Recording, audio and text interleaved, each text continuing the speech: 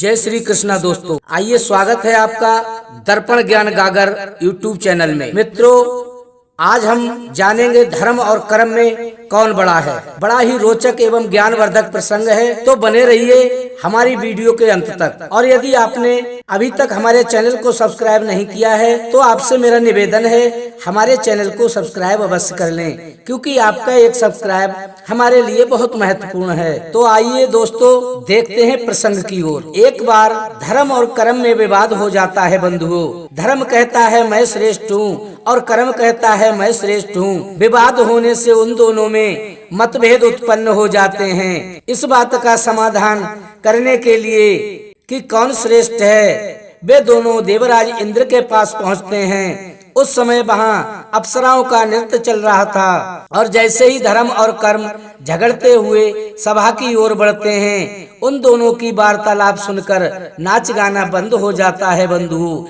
तभी इंद्रदेव पूछते हैं, क्या बात है, आप दोनों किस बात पर झगड़ रहे हो, क्या कारण है। तभी दोनों ने अपनी सारी बात देवराज इंद्र को बताई। देवराज इंद्र उन दोनों का निर्णय नहीं कर पा रहे थे। तभी देवगुरु बृहस्पति उन दोनों के पास आ गए और उन दोनों की बात सुनकर बोले, तुम दोनों में कौन श्रेष्ठ है, इस बात का निर्णय तो पृथ्वी लोक पर राजा विक्रमादित्य के दरबार में ही हो सकता है। वो बड़े ही धर्मात्मा और न्यायप्रिय राजा हैं। वो ही निर्णय कर सकते हैं कि आप दोनों में श्रेष्ठ कौन है।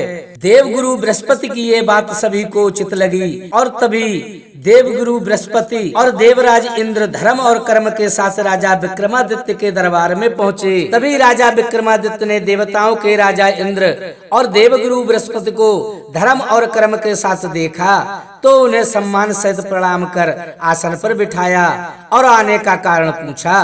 तभी देवगुरु बृहस्पति कहते हैं, इन दोनों ने हमें बहुत बड़ी दुविधा में डाल दिया है। धर्म कहता है मैं बड़ा हूँ और कर्म कहता है मैं बड़ा हूँ। अब आप ही इन दोनों का न्याय कीजिए कि इन दोनों में कौन श्रेष्ठ है। राजा विक्रमादित्य कुछ समय शांत रहने के बाद बोले कि हे देवताओं, आप सबको मेरे साथ जंगल में चलना होगा, तभी मैं आपके इस प्रश्न का उत्तर दे पाऊंगा। और वे सभी जंगल की ओर चल दिए। तभी उन्हें एक आश्रम दिखाई दिया और वे उससे थोड़ी दूर पर खड़े हो गए। तभी राजा विक्रमादित्य कर्म से बोले, आप बताओ आप कैसे बड़े हो। तब कर्म ने कहा, अगर मैं सो जाऊं तो संसार में कोई कार्य ही नहीं करेगा और संसार भूखा ही मर जाएगा और संसार की व्यवस्था भंग हो जाएगी। इसके बाद राजा विक्रमादित्य ने धर्म से पूछा, हे धर्म, आप बताइए आप कैसे बड़े हैं, कैसे श्रेष्ठ हैं। तब धर्म ने कहा कि हे राजन, यदि मैं सो जाऊं तो दुनिया में अत्याचार बढ़ जाएगा, दुष्ट अधर्मियों का राज्य हो जाएगा। तभी राजा विक्रमादित्य कुछ सोचने लगते हैं और उन्हें सामने से एक व्यक्ति आता हुआ दिखाई पड़ता है। तभी राजा विक्रमादित्य धर्म से कहते हैं कि हे धर्म, आप उस व्यक्ति के पास जाइए और धर्म के कार्य करवाइए और सिद्ध कीजिए कि आप बड़े हैं। तभी धर्म कहता है, मैं उस व्यक्ति का धर्म हूँ और अब मैं सोने जा रहा हूँ, आप कर्म से उसका कार्य करवाइए। ऐसा कहने के बाद धर्म सो गया बंधुओं। और फिर राजा विक्रमादित्य कर्म को उसके पास भेजते हुए कहते हैं कि आप अपने बड़े होने का प्रमाण दें। तभी कर्म उस व्यक्ति के पास जाता है। और बंधुओं, आप तो ये समझते हैं कि बिना धर्म के किया हुआ कार्य उचित परिणाम नहीं देता है, वो अधर्म के मार्ग पर ही ले जाता है। तभी कर्म उस व्यक्ति से पूछता है कि आप कहाँ जा रहे हो। तभी वह व्यक्ति कहता है, मैं अपने गुरु के दर्शन करने जा रहा हूँ। तभी कर्म कहता है कि हे बंधु, मैं आपका कर्म हूँ, मैं तुम्हारे साथ चलता हूँ, तुम अपने गुरु से सुंदर सा वरदान मांगना। कर्म की ये बात सुनकर वह व्यक्ति बहुत खुश था और अपने गुरु के दर्शन को लालायित था। दोस्तों, उस व्यक्ति का ज्ञान धीरे धीरे क्षीण हो रहा था। वह व्यक्ति जब गुरु के पास पहुंचता है तो देखता है कि गुरु तो तपस्या में लीन है। तब वह व्यक्ति गुरु को जगाने लगता है, लेकिन गुरु तपस्या में होने के कारण आंखें नहीं खोलते हैं बंधु। धर्म के सोने के कारण गुरु का भी धर्म उनके साथ नहीं था और जब वे तपस्या से नहीं जागे तो उसने गुरु को मारना प्रारंभ कर दिया बंधुओं, क्योंकि वह तो अपना कर्म कर रहा था और धर्म उसके साथ था नहीं। दोस्तों, इसीलिए उसका कर्म दुष्टता में बदल गया। यदि धर्म हमारे साथ नहीं है तो उल्टे सीधे कर्म तो होंगे ही। जब गुरु योग निद्रा से जागे तो देखा कि उनका परम शिष्य ही उनको पीट रहा है। जब गुरु ने अपने शिष्य का ऐसा बर्ताव देखा तो उन्हें क्रोध आ गया और उन्होंने उसको श्राप दे दिया और कहा, तेरा ये बर्ताव बहुत ही हिंसक था, इसलिए मैं तुझे श्राप देता हूँ, तू इसी समय गधा बन जा। वह व्यक्ति गुरु के श्राप के कारण एक गधा बन गया और कर्म दौड़ते हुए राजा विक्रमादित्य के पास पहुंचा और बोला, हे राजन, मैं कर्म हूँ, मेरा प्रभाव इतना अधिक है कि मैंने एक व्यक्ति को गधा बना दिया, इसलिए मैं सबसे बड़ा हूँ। तभी राजा विक्रमादित्य ने धर्म को जगाया और कहा, हे धर्म, अब तुम जाओ और अपना चमत्कार दिखा के अपने बड़े होने का प्रमाण दो। उसी समय गुरु को धर्म का ज्ञान हुआ। तब उन्हें यह एहसास हुआ कि उनसे बहुत बड़ी भूल हो गई। उस बात को सोचकर गुरु बहुत दुखी हुए और कहने लगे, हे प्रभु, मैंने ये कैसा अनर्थ कर दिया, अपने शिष्य को ही श्राप दे दिया। बंधुओं, धर्म उस गधा बने हुए व्यक्ति और उसकी पत्नी के पास पहुंच गया।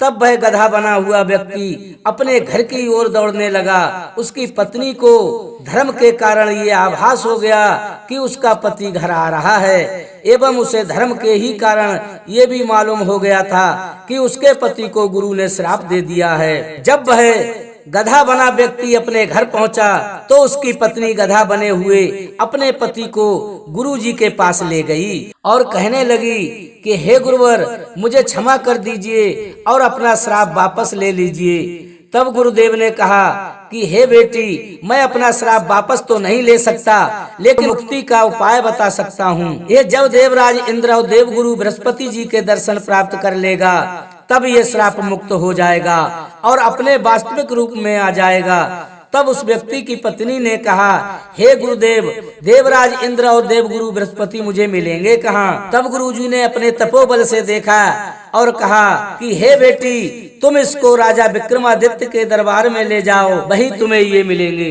दोस्तों, धर्म के प्रभाव से वह पत्नी अपने श्राप युक्त पति को लेकर राजा विक्रमादित्य के दरबार में पहुंच गई। उधर देवगुरु बृहस्पति, देवराज इंद्र और राजा विक्रमादित्य भी दरबार में पहुंच चुके थे। जब उस गधा बने व्यक्ति ने देवराज इंद्र और देवगुरु बृहस्पति जी के दर्शन किए तो वह अपने श्राप से मुक्त हो गया बंधुओं और पुनः अपने वास्तविक रूप में लौट आया। तब राजा विक्रमादित्य बोले कि हे कर्म, तुम बड़े नहीं हो। जब तुम्हारे साथ धर्म, नीति और न्याय हो तभी तुम बड़े हो सकते हो, सिवाय इनके तुम बड़े नहीं हो सकते। अगर तुम अधर्म, अन्याय और अत्याचार के साथ रहोगे तो तुम छोटे ही रहोगे। इसीलिए हे कर्म, तुम तभी बड़े हो जब धर्म तुम्हारे साथ है, इसलिए धर्म बड़ा है और तुम छोटे हो। विक्रमादित्य की बात सुनकर धर्म और कर्म दोनों खुश हो गए।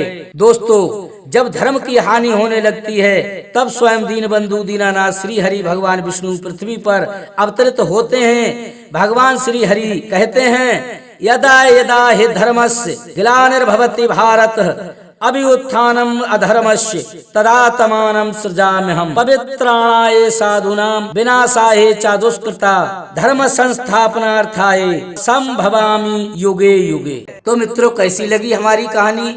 यदि हमारी कहानी अच्छी लगी हो तो अपने सगे संबंधियों तक अवश्य पहुंचाएं और कमेंट में राधे राधे अवश्य लिखें बंधुओं। इसी के साथ राधे राधे, जय श्री कृष्णा।